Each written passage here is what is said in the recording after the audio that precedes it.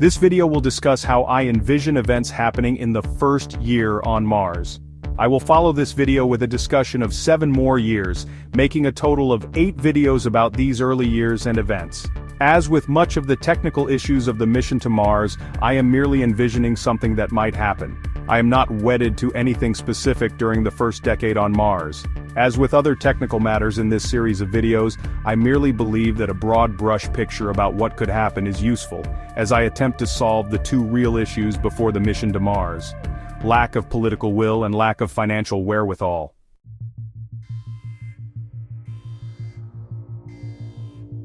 During this first year, I envision 3 Explorer transporter missions arriving at the Red Planet.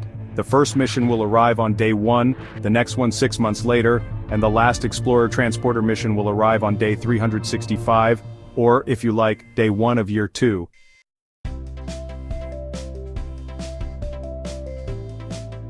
As I have stated before, the transporter missions will not land on Mars. Rather, they will dock at Deimos. The Explorer transporters will be of a simple design and will only travel back and forth from a low Earth orbit to Deimos. I am selecting Deimos rather than the larger Phobos because that latter moon seems to be rather odd. It has a relatively low mass for its size and so likely has a huge layer of dust, rather than the rocky surface we find on our moon or likely on Deimos. This docking procedure needs to be worked out in detail, but in general I see it as a kind of roping down to the moon. The reasons for this are twofold. First, given that Deimos has next to no gravity, apparently it may even be possible to leap into space if one is not careful, so a spacecraft should be able to rendezvous with the moon fairly easily. Once a small base has been built on Deimos, some sort of grappling mechanism can reach out to the transporter vessel and bring it in. For the first couple of Explorer transporter missions, however, ropes or chains will probably be shot into Deimos, allowing the Explorer transporter to winch itself down to the surface. The second reason for using Deimos in this way is that it will greatly simplify the design of the transporter vessels. None of the transporters will require complicated engineering, since they will be built only to fly between planets and to land on Mars. So, the transporters will simply go back and forth in space. The landings on Mars and on Earth will occur using a shuttle, one especially designed for Mars, and one for Earth shuttle missions. Again, this simplifies designs and allows for each type of vessel to be built for just one mission.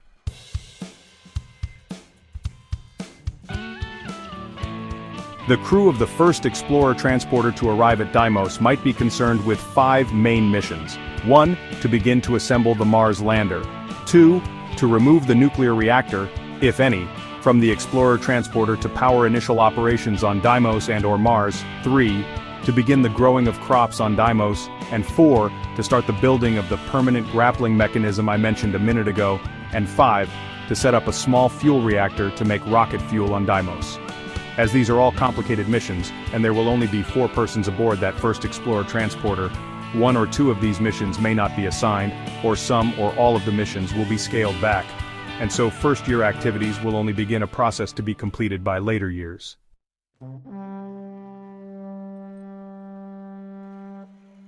Let me address the fuel reactor mission in some detail and then end this video. If there are carbon deposits or some water on Deimos, then fuel can be created from those resources found on the moon. If there is no carbon or water, ice or frozen carbon dioxide, etc., then the Explorer transporter may be used to scoop carbon dioxide from Mars's atmosphere in order to make the methane or hydrogen fuel for the return trip. Naturally, the lack of Deimos resources for fuel will complicate matters in these early missions. To scoop carbon dioxide from the Martian atmosphere, you would need to have enough fuel carried from Earth, of course, to fly a scoop mission. Another, much more complicated way to make fuel very early on: soft land an unmanned vehicle on Mars with an automated reactor vessel, fill up a rocket and shoot the payload into orbit, have the Explorer transporter retrieve this fuel-filled rocket from orbit, and use that fuel for the return trip. I do not think this is a good option, since it requires a great deal of expense and engineering to create such a system. Making fuel for the return trip may be the most important mission given to the first Explorer transporter, but I will let real scientists and engineers at the Explorer transporter make the decisions regarding mission design and, if needed, how to create fuel on Deimos or from Mars. Finally, you might pre-position fuel on Deimos using an unmanned vehicle. I am not sure the expense of adding another class of spaceship would be worth the cost, But surely the preposition idea is fashionable at NASA and others, where the cost of such a program is much less an issue than it will be for the mission to Mars.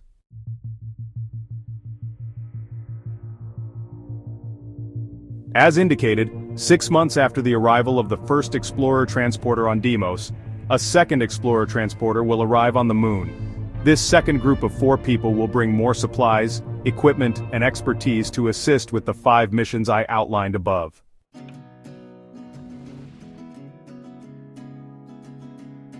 As a final discussion point in this video, I would hope that a farmer can arrive during the first year. If it is deemed possible, a greenhouse should be established on Deimos.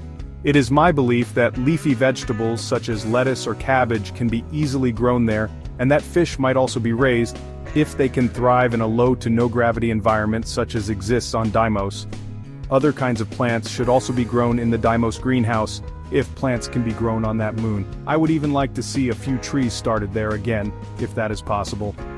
More on this in later videos. The main idea of the farmer, not only to provide a source of food for Martian colonists but, just as importantly, as a source of food for space. There will be a great many people traversing the void, if a new mission launches for Mars every 6 months. These people will need food. Since a great expense of any spaceflight is the requirement to lift supplies into space, if food can be grown on Deimos, already essentially in space, this expense is reduced greatly. Even if Deimos's resources are too insignificant to grow most of this food, growing food on Mars and lifting it into space from there will be much cheaper than lifting the same amount of food from Earth.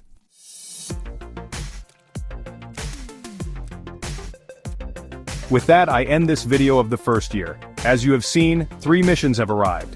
There is a primitive base on Deimos, a landing and beginning on Mars, a farmer to start growing food, and a source of rocket fuel available on Deimos. In year 2, more Explorer transporters will arrive, bringing more colonists, who will begin to create a water supply on Mars, start to create a large oxygen extraction facility, and the exploration of Mars for other vital resources needed for future colonization.